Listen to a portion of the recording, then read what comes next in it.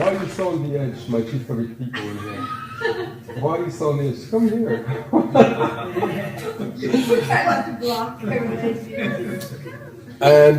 And we got, I don't know who, he's on the stock market right now. Buy, sell, sell, buy. Is it going down? Okay, come closer. Come on. All right. Thank you so much for making it here today. It's beautiful. It's a beautiful Tuesday. Please tell me it's Tuesday. Please tell me. Yes, it is. Yes. Yeah, yesterday I was like, it's beautiful Tuesday. Like, no, it's Monday. I was like, good start. Great job. So it's a beautiful Tuesday, and it means a lot for us, actually, that you make it all the way here right after lunch. You know, you're probably tired and you would need a nap, like I do. But we have Chris Haroun, and I'm really happy that you accepted this invitation, Chris. Thank you. Very, very humble to be here. Thanks. So, when I called Chris a few weeks ago and I asked him, I started to tell him, hey Chris, look, this is for a great cause, this is a great community, these guys are amazing, and I would love, these guys to be inspired a little bit more about what you have in your head, but also what you have in your heart. And he's like, Hot, you had me at hello. So, I don't know why you keep talking about it. It's like, I got things to do, man, but yeah, I'll be there. So that was pretty cool. And so I knew him actually almost by accident last year. Yeah. And Chris really had a lot of advice, not only about business, but also in personal life. And I started to get interested in what he says and what he does. He's an amazing speaker. I don't know if you check him online, but he's the teacher who sold the most number of courses on Udemy worldwide. He has hundreds of thousands of students. And when I was saying like, hey guys, Chris Haroun is going to be speaking at Stanford, I had random people sending me emails from India and from whatever. It's just like, hey, I know Chris. This is great. I have my MBA with him. This is quite amazing. So thank you so much for being here, Chris. Thank you. Yeah, that's really great. So listen, I'm just going to dig straight ahead now with a little bit of a personal story about you. And there's something that you don't know about Chris, but he actually goes back and forth, still now, to jail. Yeah, I don't know. I mean, could you please tell us a little more about that? What's up with that, man? Yeah. Do you want to share with us? Yeah. So I volunteer through my church. It's not just a religious thing, but I go into the Redwood City McGuire Correctional Facility. It's a prison. Oh, okay. So my research was completely off, actually. Yeah. I thought that you were... Okay, I thought you were a criminal. No. So this is what you do. Yeah, so I go there, and I just... It's really unfair that a lot of these poor kids that are 20 or 21 years old got caught doing something I probably did years ago and they get caught for. And almost all of them have a deadbeat father. I don't think there's such thing as a deadbeat mother. And so I would go into the prison system and just kind of counsel them and talk to them, knowing that they can always start over. So it's just something I enjoy doing, giving back. And I remember, I used to be terrified of public speaking. Like I'd rather die than speak in public. Really? And then what I did was I went to the prison system one day on a Sunday in Redwood City. And the priest wasn't there. The priest was supposed to conduct mass. And so the warden called me over and said, the priest isn't here, you have to do it. And I'm like, dude, I'm not a priest. I can do it. And so what happened was he gave me his pamphlet. You just read this pamphlet. That's all it is. And so I started off, and there was 30 inmates in a room a little bit smaller than this, and they're all wearing orange jumpsuits like this. And some of them had tattoos, one of which was "FU," like written here. On his face. It was scary. And so I got up there, and I read from, so it works with many religions, is you read from a religious text, and then the priest or rabbi or whatever it is supposed to talk about that text. And so it's from the Old Testament, I think, and I was talking about faith and hope and confidence. I was reading. And then I had to give a speech on this. I was like, dude, the priests get like a whole week to practice this. And so I stood there, and I was looking at all of them, they're like this, they're like F you, whatever, and it's about confidence. And I said, do you believe in God? Yes, I'm going there. Do you believe in God? And the inmates went, yeah. I said, well, does God believe in you? And they went, yeah. I said, well, if you don't believe in yourself, you might have to question your faith. And it was at that moment where they kind of uncrossed their arms and were a little bit more open with me. And that was when I stopped kind of shaking my legs and whatnot. I was so scared. And now I turn my biggest fear in my life to my biggest passion, which is trying to humbly inspire people to live their lives on their own terms. And so what I do right now is I teach online full time. I used to work in venture capital during the days and teach at night. And I woke up one day, I was like, I just want to teach. I just want to be me. And I found that for most of my life, I've been miserable working for other people, trying to make money. And I couldn't make enough ever. That's the cancer of Western society. And I want to share a really quick Dalai Lama quote with you, and then we'll get started. Yeah. Right. And I was talking to Mary about this morning. So the Dalai Lama, and I used to work at Goldman Sachs on Wall Street for all the wrong reasons, wasn't happy. And then I came out here and worked at a big hedge fund called Citadel, wasn't happy. Started my own venture capital firm, my own hedge fund, wasn't happy. And I read The Art of Happiness by the Dalai Lama. Everyone should read it. And the Dalai Lama said that the problem with Western society is we spend our whole lives sacrificing our health in order to make money. And at the end of our lives, we spend all of our money to maintain our health. And then we look back, we realize we never really lived to begin with. And so I just want to empower people to live their lives on their terms and do what they love most in life. So, Mary, that was probably the second time, right? It was better. Okay, right. Doesn't she look like Jessica Alba? Yeah, absolutely.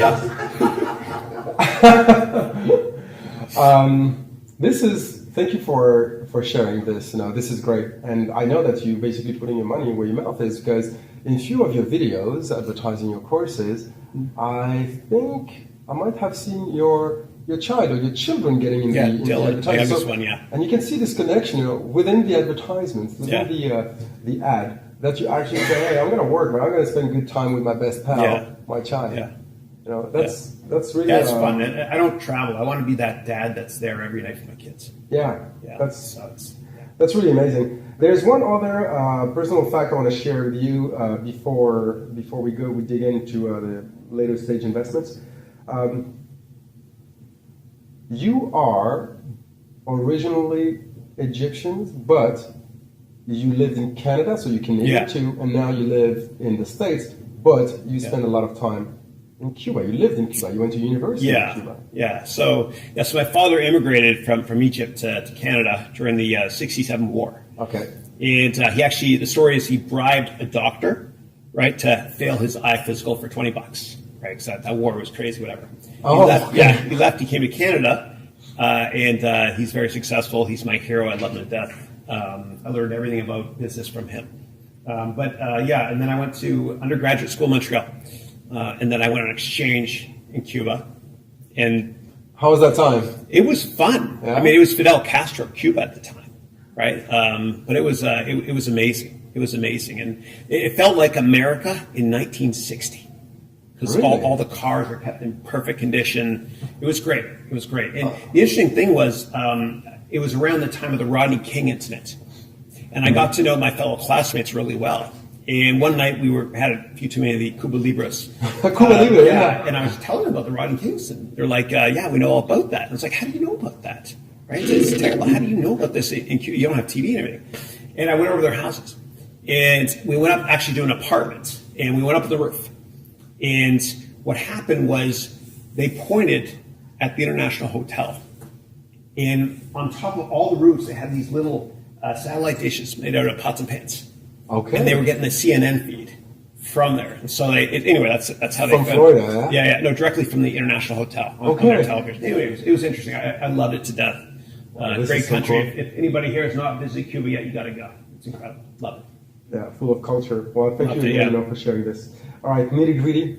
All right, sorry about this. You probably hear about that all the time, but since you work so much in venture capital, here's my first question. Sure. How should you think about valuating a company in Series B? Yeah. How would you approach that? So early stage, it's really, really tough because whatever the entrepreneur tells the investor usually discount what they tell them by 50% anyway, right? Because these entrepreneurs tend to really overestimate what they can accomplish in a year, and they massively underestimate what they can accomplish in a decade, right? And so we usually discount it by at least 50% your early stage.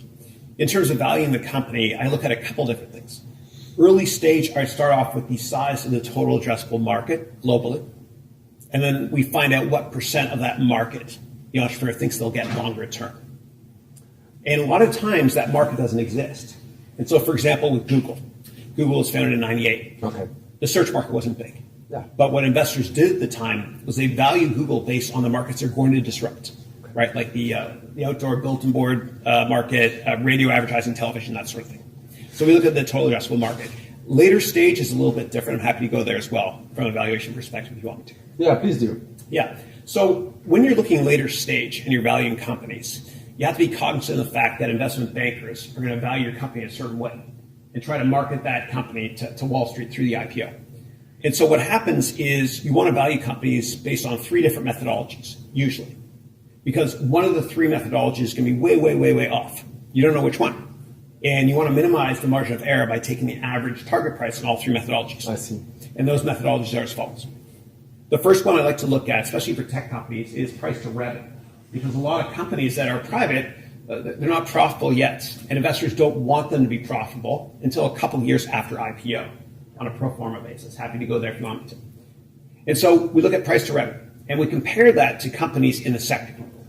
So let's say a cloud computing company is going public. And it's growing the same speed as, say, Salesforce.com, Workday, ServiceNow, and other cloud companies. Right. And those 3 aforementioned companies that are publicly traded, trade at, let's just say, 10 times revenue. Then we're probably going to assign a commensurate multiple to the startup on a price to revenue basis. Okay. Maybe a little bit lower because it's more risky. That's one way, price to revenue. Yeah. Okay. The next way is price to earnings. And basically the rule of thumb is this, and I used to work at Goldman Sachs, I worked on Wall Street, worked in the hedge fund industry too. When we valued companies, the way that Wall Street values companies usually is longer term on price to earnings. And so if the S&P 500 trades at a price to earnings multiple of 15 times historically, which is about the average, and the average rate of growth for those companies is 15% earnings wise, then that's a PEG ratio of 1, meaning the price earnings ratio of 15 divided by the growth rate of 15%. Okay, that's the rule of thumb. So when we value companies that are private, we look at price earnings in 5 or 10 years. Okay, and then we look at the growth between, say, year 4 and 5, or 9 and 10, and we assign the appropriate multiple then. I'll give you an example. Let's say that in year 4, the company is growing at 20%. Then whatever earnings are in year 4 or 5, we'll assign a 20 times multiple to that company in 4 or 5 years. Okay. And you can discount it back if you want to. The last way, the third way, is one way I really don't like. Okay. But a lot of investors use it, mutual funds especially. And that's discounted cash flow. Oh. Right? So DCF, which basically means you get all the cash the company can make long term and discount it today. The problem with that methodology is that the largest part of that target price for that company is based on what's called the terminal value, meaning between year 11 and infinity, right? And it's the worst way to value companies, but mutual funds like to value that way, so you have to kind of look at it. So the bottom line there is that you take the average target price for all 3 of those methodologies, and that is how we value the companies. Okay, so you basically go through, you mix both of the 3 of them, and this is how you would go with it. Yes. Okay, so I have a little more. Yeah. So the following question is kind of obvious. It's more about, now you have this company, but the company that comes to you, basically, how would you know the size of a market if that doesn't exist? Yeah. So there's a couple of ways. You can look at the markets that you're going to disrupt. So every startup, it doesn't matter what industry you're in, eventually, if they're successful, they're going to disrupt bigger, older companies. So you look at the size of the total addressable market where those bigger, older companies are in. Right. And if you can't find it, right, and quite often people go online and will search for industry name and total addressable market. And you have companies like Forrester, Gartner, McKinsey, et cetera, that will basically have the size of the market. If you can't find that data, then what I recommend is you take the top 25 companies in a sector and you look at their revenue on an annual basis. Mm-hmm. And that's a close enough proxy. It won't be perfect, but it's close enough. Oh, okay. Yeah. Because we assume that the first 25 companies would actually capture most of the market. Yes. Yeah. And in tech, it's way fewer than that, but yeah. Okay, that's really good. So now, basically, okay, we know now how to approach, the market that doesn't exist. So you basically try to think about what you are disrupting. But could you specify about the tools and metrics to do this valuation? Yeah. So it's pretty simplistic. When a lot of people are intimidated by finance, and I have to open up and be honest. I got a D in accounting when I took it at McGill University. Dating myself, I thought my life was over, but I got a D because remember in high school you can memorize stuff and you can get good grades. Then in university you have to understand stuff, otherwise you don't get. I tried to memorize accounting, it didn't work, and so I took it again, and I got higher than a D. It still was not that much better, but I understood it, and I got to a point where I learned to read financial statements like a good book, right? I know it sounds really nerdy, but I enjoy modeling. And so when you forecast what your company's going to be worth in the future, it's really simple. It all comes down to one thing. Forecast revenue, right, the top line, top of the income statement. Forecast revenue, and every other expense item, for the most part, is going to be 8% of revenue. That's it. That's how it works. So we look at the growth of revenue, and then we look at expenses over time. Okay, and we can look at similar companies to see what percent of revenue, SG&A is or R&D, that sort of thing. Now, there are also companies that generated revenue, obviously, but they're not financially viable. Yeah. And they've been around for 10 years. Yeah. However, they're capturing such a large amount of data and retention that it makes them very valuable. And basically, you take a look at, we can talk about Netflix, and we can talk about Tesla, who's losing $4,000 every car sold. They're still very attractive for the investors. Why so? Yeah. So when I first started working on Wall Street, and I worked in the hedge fund industry, the biggest widowmaker investment idea was to short Amazon. Right? Oh. Everybody made that mistake, because they would say, hey, it's expensive, therefore the stock should go down. It doesn't matter. Valuation on tech companies does not matter today, ever. What matters is how you value companies in 5 or 10 years. And so before looking at any investment, ever, you got to ask yourself one basic question, which is this. In 5 years from now, is this company going to be more relevant or less relevant than it is today? And if you take that high-level perspective, then you won't end up being a tourist in a stock. You won't rent stocks. You'll be a long-term owner. And Warren Buffett prophetically said that the New York Stock Exchange is the only store in the world where consumers sell stuff when it goes on sale. And so we look for earnings longer term. And the best investors do, right? And they're unemotional, right? They don't know the path, but they know the destination. Right? And they won't freak out by volatility. When there's crazy volatility, I love to buy broken stocks, but not broken companies. Yeah. And so the bottom line is you always want to value companies off of earnings in 5 or 10 years from now. Last thing I'll say about that, you mentioned Netflix. I've invested in Netflix for years and years and years. And I remember when I invested it back in 08 and 09, people would say, Chris, you're crazy. It's over 100 times earnings. And they said the same thing to me, and I've made mistakes too. They said the same thing to me about LinkedIn and Amazon. And I said, no, dude, it's not 100 times earnings. It's 4 times earnings. It's 4 times my earnings estimate in 5 years. And between year 4 and 5, earnings are going to grow, say, 30%. So that company should be based on 30 times my earnings estimate in 5 years, not 4 times. And that way, you won't get fooled by randomness and be tempted to sell when there's a little bit of volatility in the market. Because we talked about that a little bit yesterday, and I was a little more critical about about VCs. And I was saying, like, hey, sometimes it looks like those guys are just shooting in the dark, and whoever shoots right and gets lucky just turns out to be a genius in the valley, and whoever doesn't shoot right, well, too bad for you. And I was using basically the analogy saying, like, every big corporation that we have around, for instance, you don't see a lot of VCs who invested in many of them. So it means that basically, you invested on Google, but you could have completely, you could have missed your shot, really. Yeah.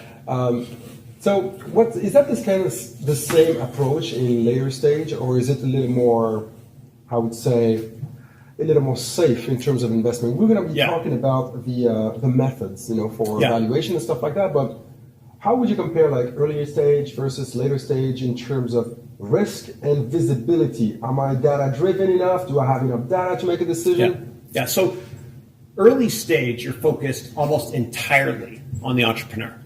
Oh. Because we know that the end market is going to change materially for them. And as I mentioned this morning in the panel, I want to be excited by the entrepreneur. I see that entrepreneur always as a salesperson. Do I get excited about their product? And if their end market changes, will I still be excited about their product? Like Anna from, I think it was called Maker, the coffee company. Yeah. Right? Like she was, oh my God, she killed it. I don't agree with the business model, but I love the way she presented. Okay. That's the type of entrepreneur I'd love to back.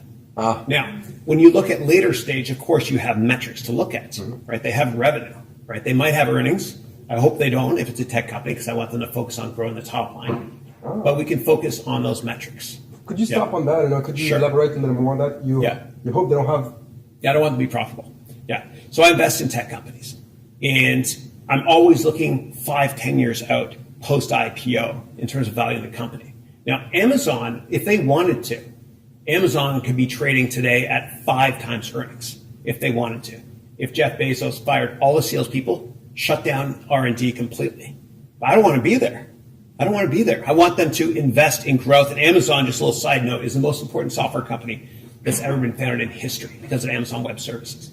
Yeah, absolutely. I want them to focus on growing that company as much as possible, right? I don't want earnings today. I want growth today. Because eventually what happens is all growth companies become value investments. Yeah. It happens eventually. And I can talk about that transition if you want to. It might be a little bit outside the scope of this conversation. That's very, very interesting. So company shows up, they are in Series C. Like this morning, I don't know if we have the person who was asking for $35 million this morning. Yeah. Yeah. How would you approach that? You know, someone who comes to you with 2 slides and asks you, for $35 million. Yeah. Yeah. So I remember my comment to Aaron was, whenever you're presenting, you got to first of all talk about the management team and then show the product like right away.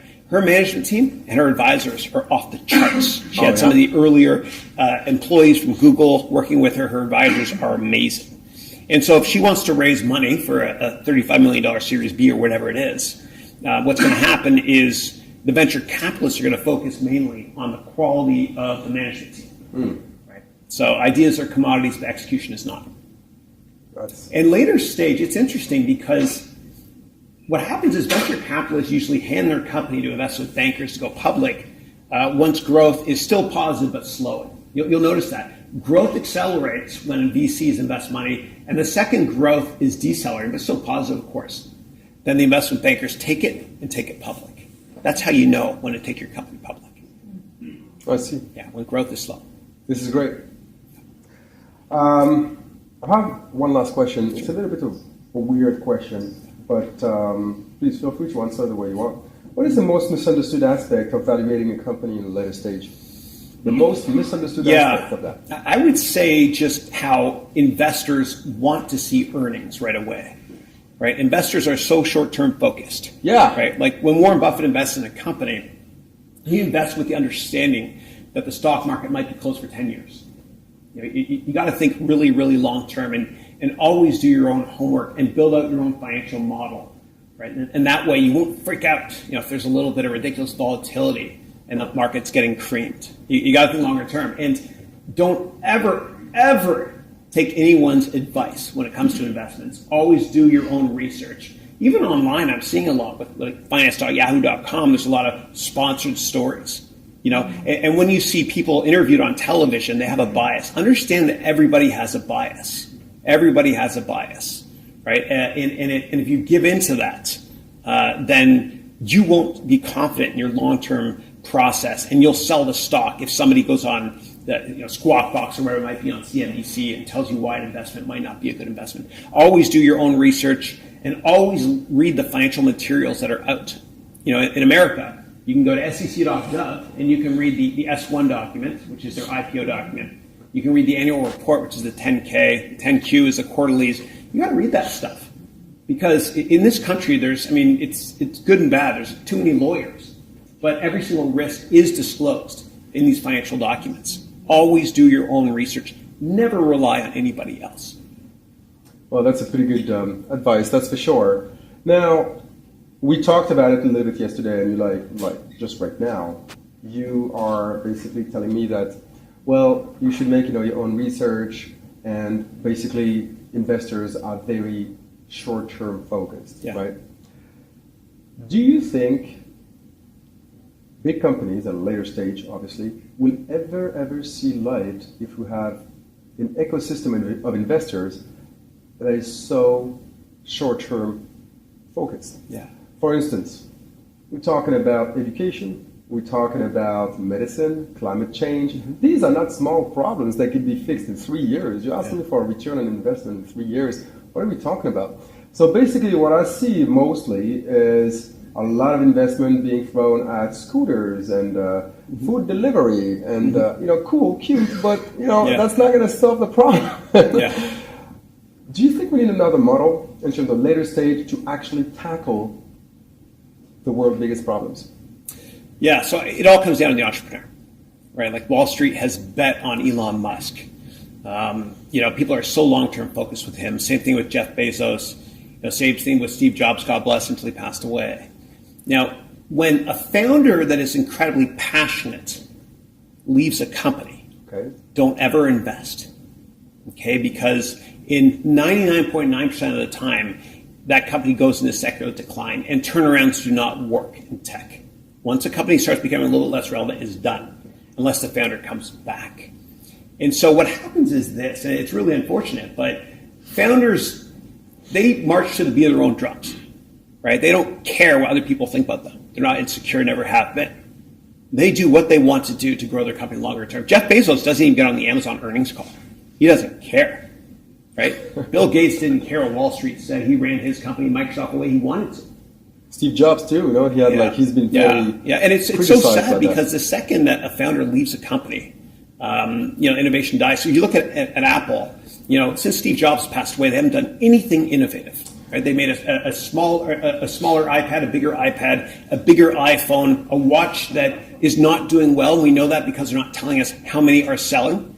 They've made a television product, which is it's only okay. They haven't done anything innovative. Actually, they did the iPhone 8 and 9 and slowed down every other iPhone prior. So they ask you, hey, do you want to do the download of? But they're not going to take risks. I'll tell you why. It's really interesting. So if you're an entrepreneur, and you mind if I stand up? Absolutely, go ahead. So if you're an entrepreneur and you start a company, you don't care about corporate politics, right? You got into the business of changing the world.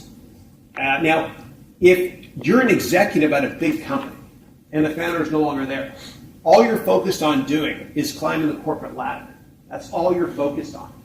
And if you step out of line to try to innovate and you mess up, you're done. You no longer climb that ladder. If you're right, you're probably not going to get compensated for it anyway, because that would disrupt the entire salary structure of that company. So the moral hazard is just go to a startup, start your own company.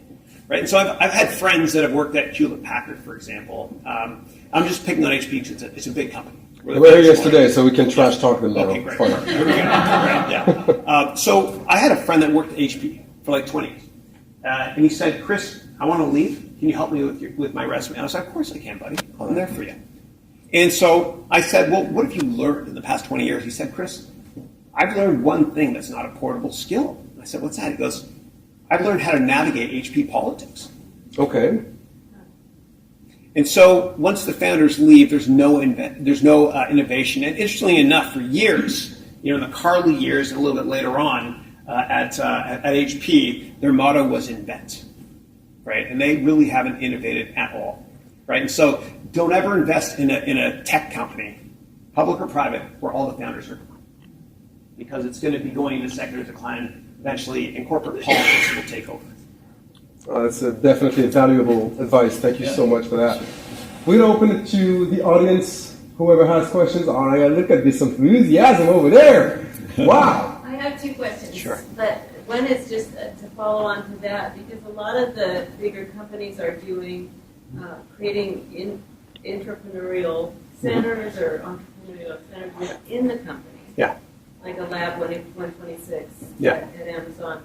And the feedback is that's not working either, because it doesn't get propagated across the company. It's too isolated. Yeah. So do you have any different recommendations about how, if you want to be an organization that innovates, what else do you do besides have a founder that stays? Yeah, it's going to be part of the DNA subfabric of the corporate culture, right? Taking on risk. Kind of like with my children, when they take risks and they fail, I congratulate them, right? It's a cultural thing, right? And it's also a West Coast thing here too. You know, in the Bay Area, for example, it is cool to take risks. It's cool to fail. It's okay. You know, on the East Coast, and I am from the East Coast, but if you take a risk and you fail, it's shameful. And if you're successful later in life, okay, that's fine, that's good. But there's some countries, and I won't name them, but there's some countries where if you take a risk and you fail, you know, and then later in life you're successful, all people remember is the failure. And so a lot of it is just cultural based. And when it comes to, let me just a little side note there in Amazon, you might find this interesting.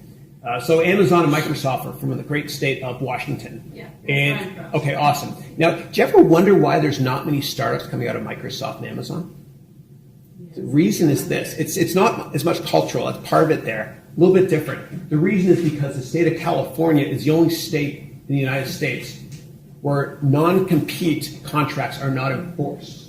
So you could leave Cisco, go to Juniper, and come back the next day. What happens in actually with Amazon is fascinating, is they hire a lot of people from Microsoft and vice versa. But what happens is this. They hire engineers that go in the finance department, stay there for a year, and then they go back to engineering. Right? It's a little loophole. But there's not as much innovation. It's fascinating. That is absolutely right. Yeah. And I do, I'm sorry, Sure. I'm going to just get through this. I'm curious about, again, I was so inspired by your opening and what you're doing with your choices right now.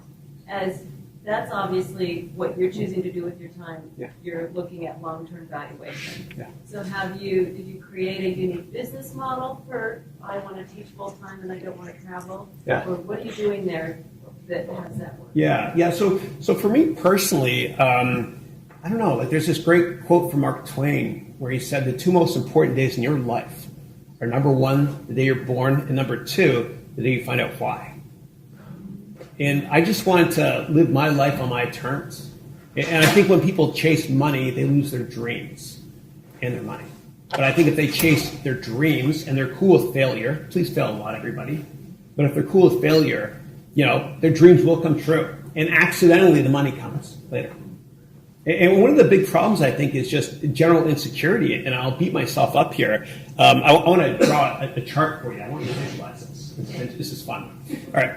On the x-axis is your age. On the y-axis is give us darn. Okay? And we all start off down here where we don't care what people think about us. My kids have meltdowns in restaurants. I used to as well. We don't care.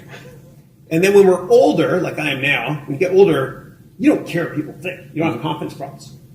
But when you're in your 20s and maybe 30s, you're up here. Like when I was younger, I care what people thought. And the problem with that is if you're so focused on what other people think of you, you can't live your life on your own terms. You're always someone else's prisoner in their mind. And so what I always advise, and this is how I'm raising my kids, I'm raising them to be confident and happy. I'm not telling them, hey, be a doctor, lawyer, engineer. You know what I'm talking about. I'm teaching them to live down at this level here. And the best entrepreneurs in the world, they always lived at this low level. They never gave a damn what anybody thought. And Mark Benioff, for example, who's the wonderful humanitarian and CEO, founder of Salesforce.com, which is the largest company now in San Francisco. I remember we used to work in the same building. And it was at One Market Plaza at the bottom of Market Street. And he used to walk in the public library. He'd walk his dog, his Labrador, a beautiful dog, in bare feet. He didn't give a damn. You know, and Steve Jobs, too. Like he used to only shower, I'm not telling you to do this, please, but like once every couple of weeks. And so when he was at Atari and Activision, they made him work the night shift. He just didn't care. These people, you know, march to the beat of their own drums. They don't give a damn. Even great writers like J.K. Rowling, God bless her. She had an awful job as an assistant. She hated it. You know, and she was a poor thing, a single mother. Remember before I said that no such thing as a deadbeat mother. And 30 different publishers said no. She didn't care what people thought of her. She persisted, and eventually she made it big. And so I think that in general, great entrepreneurs don't give a damn what other people think of them. They live their life on their own terms. And I think if more of us live that way, we would get a lot more done and be much happier as well. That's very, very interesting, actually. Yeah, it's true that it's obviously rooted in our childhood and all the traumatic experiences that we have that makes us self-conscious on a daily basis. But yeah, I'll definitely take you out for a coffee, and we have a discussion about that. I'm totally a victim of it, man. Yeah. No, dude, but I think honestly, if you just kind of, everybody, myself included, tell yourself, I don't care, and then fill in the blanks. I don't care what people think what I'm wearing. I don't care what people think of my car. I don't care what people think of the career I've chosen. I'm going to live my life my own terms. And I'm going to be so fucking happy because of it. You're going to have to blank that fucking, right? I threw that in just for effect because I want to. Yeah. That's awesome. Don't blame that. The worst thing you can do, Mary, I'll get to one second, sorry. The worst thing you can do is wake up one day and realize that you never took risks in your life and you're living your life to impress other people. And this prick is paying you this much money to make their dreams become a reality. And you don't want to spend the rest of your life, being someone else's bitch. And for me, it's one thing that kind of crystallized that thought process was when I worked for other people. I remember one time we were going to a corporate picnic on a weekend. I fucking hate that. Hey, they're like, this is my weekend. You know what I mean? And I call it forced family fun, right? And we were in the car, and I was turning around telling Andrew, now so-and-so's going to be there. Just be on your best terms. Right? I was like, I can't be myself. I remember when I was younger, dude, I used to laugh so hard with my buddies till I fell down. It hurts. And I started working for other people, and I just wasn't laughing like that. I was changed. It's like corporate lobotomy. I just wasn't being me anymore. Yeah. And the only way you can live your life in your own terms is to start your own company. And if I can humbly help you do that, please let me know. It's not about the money for me. It's just I want to help. That's all. That's why I teach. This is awesome. When one teaches, two learn. Yeah. This is amazing. We had a question here, and then we'll go to Mary. As we're all inspired here, and we all just pretend we just raised our Series A, right? Yeah. Now that we're going for a Series B, my question is what have you wanted to see where we spent that money with the Series A, and what do you want to see as our plans for where we're going to spend that money for Series B? Yeah, use of proceeds. Yeah. So every company's a little bit different. One thing I recommend is raise as much money as you can when you can. And the reason why a lot of companies fail is because you have this great founder that works for somebody else. And this great founder, right, when they work for the other person, is really good at skill X. And they're like, I'm so good at skill X, I want to make more money and do it myself. So they start their own company doing skill X. But they're not as good as they were before at skill X because they forgot one thing. They forgot how much time it would take to raise money and how much time suck that is. Yeah. And so you always want to raise as much money as you can when you can. And I don't recommend using venture capital firms that often because the sales cycle is really, really long. It's not hard to get meetings with VC firms. The problem is a lot of the junior employees at these firms, they have to take a lot of meetings. You become a checkbox. If you talk to high net worth investors that have something in common with you, maybe they're from the same hometown, maybe they like your background because you remind them of themselves years ago, that sales cycle is very short. They're investing in the personality, the person, and not so much the underlying business model. In terms of what I like to see for use of proceeds longer term, all depends on the stage. I like to see people, once the product is perfected, I want to see them hire salespeople everywhere, right? And it's usually domestically, and then use of proceeds for IPOs to pay off your employees, stock option wise, and hire overseas salespeople. So later stages usually salespeople, earlier stages usually engineers. It's very smart. Mary. Oh, sorry. Yeah, I guess a quick question for you, kind of around that founder leading a company philosophy. Find with a lot of venture capital funds, there's the tendency to push out the management team and replace them with a new management team for different sizes of growth. What do you think about that? Yeah, so I think it's okay if an entrepreneur very politely realizes that, hey, I should stick to being CTO. I'm good at tech stuff. As long as that entrepreneur is still there, right? If the founder's gone, then the board has no idea how to run that company. Like the way I see a board of directors, their job is to facilitate, the entrepreneur. My goal of being on a board is I'm competitive. I want to get the first call from the CEO when they need help. I'm a prosthetic extension of their business model. I'm there to help introduce them to potential customers, that sort of thing. I always get really worried when a board, is too short-term focused and they get rid of the founder entirely. It's cool to push that founder aside very politely, let it be their idea, sort of. to become CTO instead of CEO. But once they leave, it's over. It's over. And I don't believe that turnarounds work in tech unless that founder comes back. Usha?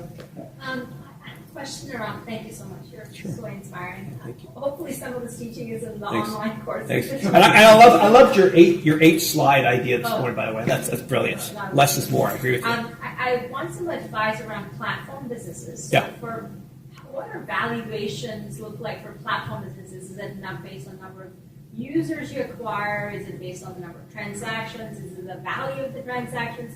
How should you look at that? Yeah, it all depends. So if we look at and the best investments in history are platform-based. You own the road, you charge the cars, that sort of thing. So I think you have to look at the number of subscribers and how you're going to monetize longer term, right? I remember back in business school, we did a case study on Amazon in the late 90s. I'm dating myself here, but we looked at the lifetime value of a customer, right? And so if you look at the lifetime value of the customer, and back then, this is way before the days of Prime, we came up with $1,500. And so we took $1,500 lifetime value of a customer for Amazon, and then we multiply it by a couple 100 million customers, right, by X year, and then we discount it all today. Now, we didn't know at the time that they were going to become the most important software company in history, right? Their business model changed a bit. Now, early stage, if we can't monetize the company, but we see that the number of subscribers is growing like crazy, then we don't care. We'll invest, you know. And Teresa, actually, there's she's a wonderful professor here at Stanford. She actually she led the Series C on Facebook, and I asked her how did she do it. It was amazing. And what she did was she showed up with 3 term sheets, and she put it there. And there was a bake-off. Other VCs were showing up that day to meet with Zuckerberg, and one was for $50 million, the valuation, 100 million, 150. And of course, she went with 150, but that's just how, nobody does that, but it's such a brilliant idea. But early stage, we look at subs, and sometimes we're like, you know what, if we build it, they will come. And we talked about this briefly at lunch today, where with Snapchat, when that company was first trying to raise money, everyone was like, dude, that's such a bogus business model. I don't want to lose pictures of my kids. I want those pictures forever. You know, and then they came back to raise money a year later. And they're like, we have 6 million subs, and VC community is like, dude, that's the best business model ever. Yeah. So every industry is different, right? And so you look at the cell phone industry, it's ARPU, average revenue per unit. You know, hotel industry is RevPAR, revenue per available room. Same store sales for retail, et cetera. There's different drivers, right? And so if it's social media based, if you've got ridiculous growth of subs early on, right, then you give a lot of leeway too. Do VCs look at the cost of acquisition of those customers when they do valuations? I think that it's incredibly unsophisticated, the whole process. Like a lot of times it's just shooting from the hip, and they go with the management team. And with publicly traded companies, you know, we're taught that past performance is not indicative of future performance. And this is going to be controversial, what I'm about to say. But with private companies, it is. If you invest in a great manager that's had exits in the past, the percent probability you have of getting another exit is high. There are some entrepreneurs in the Valley, like Andy Bechtolsheim, a friend of mine. He was the first investor in Google. It doesn't matter what his next company is. People are going to invest without even knowing the business model. Because again, ideas are commodities, but execution is not. So the venture capital community here focuses much, much more so on the entrepreneur than anything else. And what business school has taught us is wrong. Like in business school, they don't teach us how to analyze a management team, right? What's the point of building a financial model? What's the point if we're not comfortable with the management team? What's the point of doing any due diligence on a company if we don't like the CEO? This is very interesting. Yep. we have time. Sorry. I got to do that again. We have time for one more question. Yeah, sure, please. So I have a quick question. There's a bootstrap, there's a founder, entrepreneurs are that busy running his shop. Yeah. You got to go for Series A, but it seems like you got to do a lot of socializing. Yeah. If you're trying to sell yourself. Yeah. And so my question is that it seems like it becomes a full-time job raising money and a full-time job running a company. I'm having children. Yeah, yes. So true. Yeah, exactly. So the question is, I guess that is it reasonable to use like law firms and those kind of folks, or is it still impediment about the entrepreneur to show up and knock on the door? No, the entrepreneur always has to sell. But again, raise as much money as you can when you can. And I always recommend that you meet with high net worth investors that have something in common with you. And my success rate on getting meetings with people I've never met before through cold calling on LinkedIn is 95%. I don't say that to impress you. I say it to impress upon you the fact that anybody can get these meetings. And here's how you do it. You find something that somebody's got something in common with you. Maybe they're from the same hometown as you and they went to the same school. Okay? And you can do advanced searches in LinkedIn. And you can all go to my website. I have a free book on networking. I'm not in it for the money. Okay? You can go to my website, which is Haroun, Haroun, ventures.com. And I have a book on networking there. It's 200 pages. I promise you'll be able to raise money if you read that book. Again, it's free, whatever. But if you reach out to people that have something in common with you, and the subject message in your LinkedIn email is the word hi, because everyone's going to open it, right? And the contents of the message are, and I'll make this up. John, hope all is well. I'm also from Mississauga, and I also went to McGill University, and I live here in the Bay Area. Please let me know if you have time for a coffee in the next few weeks. Thanks, Chris. They're going to take that meeting because they have something in common, right? So think of it this way. Let's say 20 years from now, when you're way more successful than you are today, and a 20-year younger version of yourself reaches out to you and says, hey, do you have time for a coffee? You're going to say yes. Yeah. You never say why you want to meet, though, right? You can do advanced search in LinkedIn and figure out, criteria, everybody, what school they went to, city, et cetera. Never say why you want to meet. Not because, or the reason is because people won't reply because they'll feel bad they can't help you, right? And there's that aura of mystique. It's not unethical at all. But you sit down with them. And business is about relationships first and product knowledge second. It took me too many years to figure that out. Get to know somebody in the first 10 or 15 minutes of that meeting. I've known well. I can tell you everything about a person by going to their Twitter profile and see who they follow, what sports teams they like, and all that stuff. By the way, never follow politicians because half the people will hate you. I don't know what happened. Yeah. But the first 10 or 15 minutes or so of that informational meeting with them, the investor, just talk to them about something you have in common. Is that restaurant on, I don't know, Pure Ontario Street still there? Whatever it is. Get to know them. And then they will very politely, right? They'll say, how can I help you? And then you can go from there. But you have to understand, and everybody, please, tonight, I want you to go to YouTube and watch this one video that'll change your life. Do a search on 3 words: Steve Jobs asked. The only reason that Apple exists today is because Steve Jobs, when he was 12, he reached out and he called Bill Hewlett. Yeah. And Bill Hewlett helped him because he asked. Nobody asks. Nobody asks anymore. And what happened was, years later, as a way to pay that debt of gratitude forward, this other kid reached out to Steve Jobs. Steve Jobs took the meeting and mentioned him. His name was Mark Benioff. So you got to ask and just understand that people want to help you. They want to help you. Never jump right into business when you're pitching something, unless you have 3 minutes, whatever, to pitch a business model. Get to know them on a personal level first. Business is about relationships first, product knowledge second. We had this discussion a year ago with Chris, and he was telling me all this. It has made a huge change in the kind of people that I interact with and the way I interact with as well. I was going through with the assumption that they were interested in my tech company, but to be honest, most of the time they're more interested in where you come from and what you do and who you are really as a person. So it's worked for me, and thank you so much for that. Of course. And I remember meeting you the first time here. We had that great conversation. This guy is lovable. Everybody loves him. He's a great guy. But you have no idea what he's done in his family life. I won't spill the beans on it and whatnot, but just an incredible role model. Well, thank you.